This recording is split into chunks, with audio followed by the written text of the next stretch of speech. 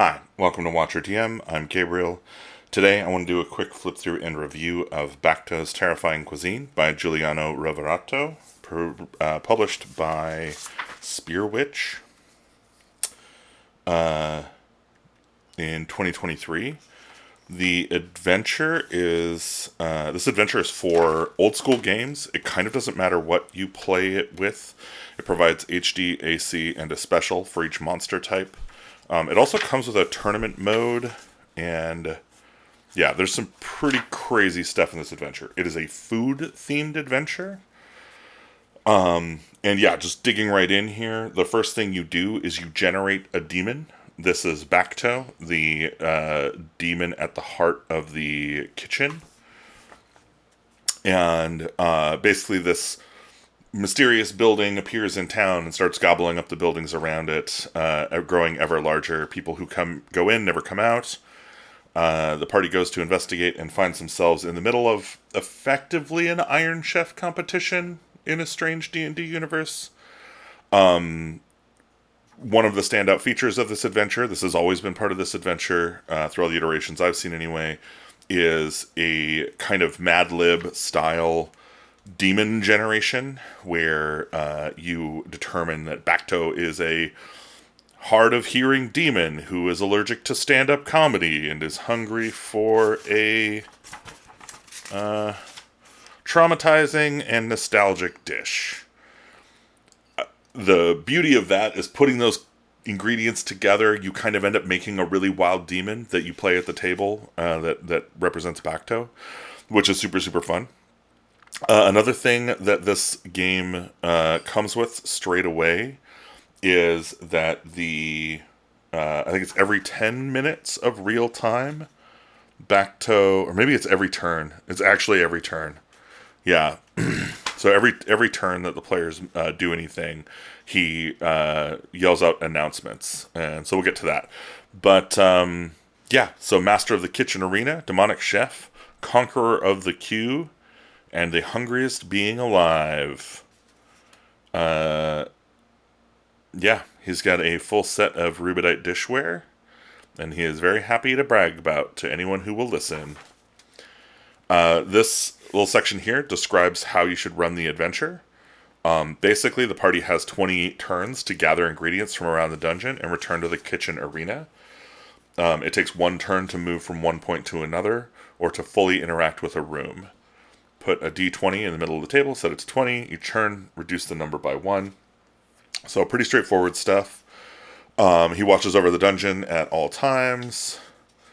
And at the end of 20 turns, the judging begins. So they have 20 real-time minutes to invent a unique dish to appease Bakto's peculiar tastes.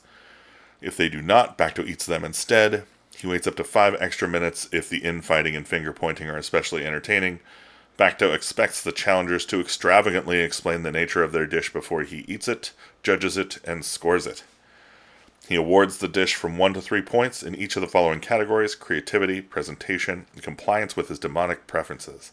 A total score of 6 or more satisfies Bakto. 9 makes him shed a single tear. Less than 6 means death. Bakto presents surviving challengers with 1 immortal hen, page 32, as a prize. It's a meat dungeon, so you're crawling around inside of a big, nice cut of meat. And this is the dungeon layout. So, like, kind of a metro station map kind of vibe to it. It works really, really well. Yeah, it's a lot of fun. These are the random encounters. So, again, it's a D12 table. I think they really like the D12 over there. So, definitely good. 1 in 6 chance of encounter every turn.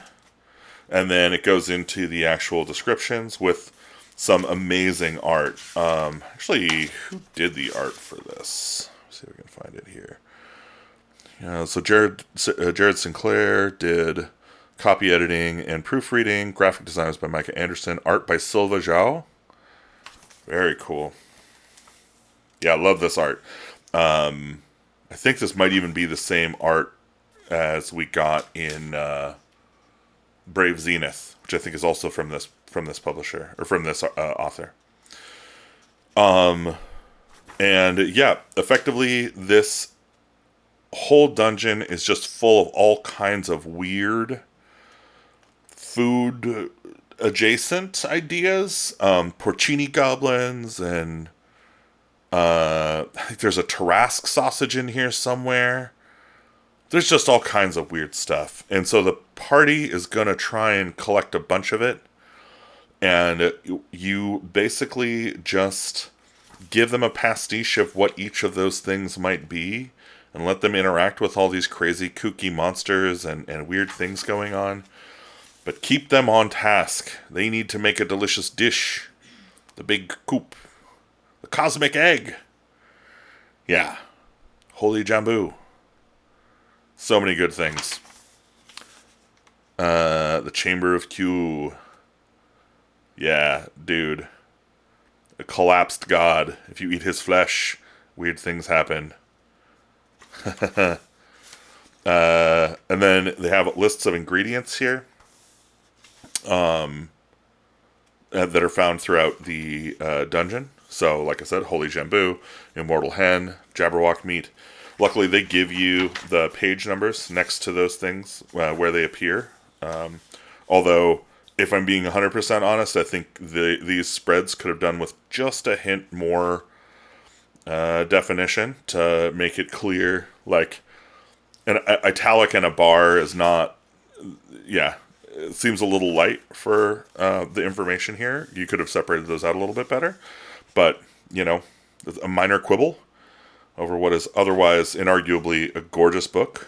There's magic items clearly spelled out here, which is fantastic. And they've got some fun ideas in them.